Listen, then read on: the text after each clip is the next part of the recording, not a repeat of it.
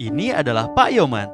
Beliau merupakan salah satu pegawai yang memiliki jabatan tinggi dalam suatu instansi pemerintahan. Meskipun memiliki jabatan yang tinggi, Pak Yoman tidak pernah menyalahgunakan jabatannya tersebut untuk kepentingan pribadinya. Mengapa demikian? Hal itu dikarenakan beliau diawasi oleh Permenkumham Nomor 38 Tahun 2015 tentang pedoman penanganan benturan kepentingan di lingkungan perusahaannya.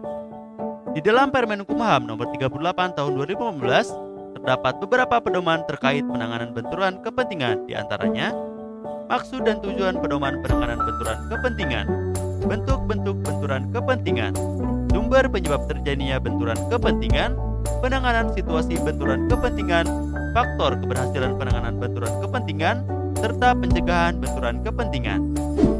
Apa sih fungsi dari Permenkumham itu? Sebagai pedoman bagi pegawai Kemenkumham dalam mengenal, mencegah, dan mengatasi situasi benturan kepentingan di lingkungan Kemenkumham. Mencegah terjadinya pengabaian terhadap pelayanan publik oleh pegawai atau pejabat Kemenkumham. Mencegah tumbuhnya kerugian negara sebagai akibat dari perbuatan KKN. Menciptakan pemerintahan yang bersih dan berwibawa. Bentuk-bentuk benturan kepentingan: menerima gratifikasi atau pemberian atau penerimaan hadiah atas suatu keputusan ataupun jabatannya. Menggunakan barang milik negara dan atau jabatannya untuk kepentingan pribadi atau golongan. Memberikan akses khusus kepada pihak tertentu tanpa mengikuti prosedur yang seharusnya.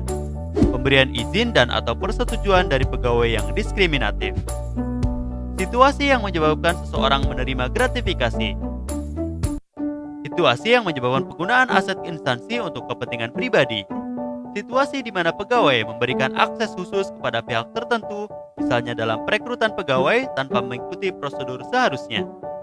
Serta situasi di mana terdapat hubungan kekeluargaan antar pejabat atau pegawai dengan pihak lainnya yang memiliki kepentingan dengan jabatan di Kemenkumham. Lalu, apa saja sumber penyebab dari benturan kepentingan itu? Perangkapan jabatan, sehingga tidak dapat menjalankan jabatannya secara profesional, independen, dan akuntabel. Hubungan afiliasi, baik secara pribadi ataupun golongan, yaitu hubungan yang dimiliki oleh seorang penyelenggara negara dengan pihak tertentu, baik karena hubungan darah, hubungan perkawinan, maupun hubungan pertemanan yang dapat mempengaruhi keputusannya. Gratifikasi, serta kepentingan pribadi. Penanganan situasi benturan kepentingan. Pejabat atau pegawai yang berpotensi atau telah berada pada situasi benturan kepentingan dilarang untuk meneruskan kegiatan tugas dan tanggung jawab yang terkait dengan situasi benturan kepentingan tersebut.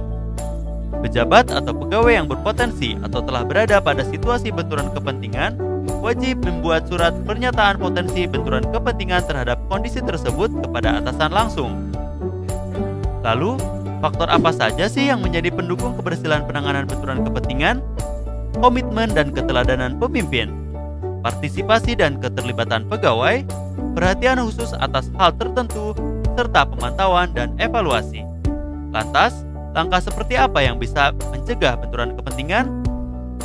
Dilarang melakukan transaksi dan atau menggunakan aset instansi untuk kepentingan pribadi, keluarga, atau golongan.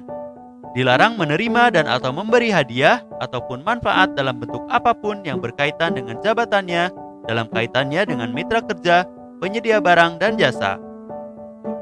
Dilarang mengizinkan pihak ketiga memberikan sesuatu dalam bentuk apapun kepada penyelenggara negara. Dilarang memanfaatkan data dan informasi rahasia instansi untuk kepentingan pihak lain. Dilarang baik langsung maupun tidak langsung dengan sengaja turut serta dalam pemborongan, pengadaan atau persewaan yang pada saat dilakukan perbuatan untuk seluruh atau sebagian ditugaskan untuk mengurus atau mengawasinya. Sekarang sudah tahu kan apa itu gratifikasi?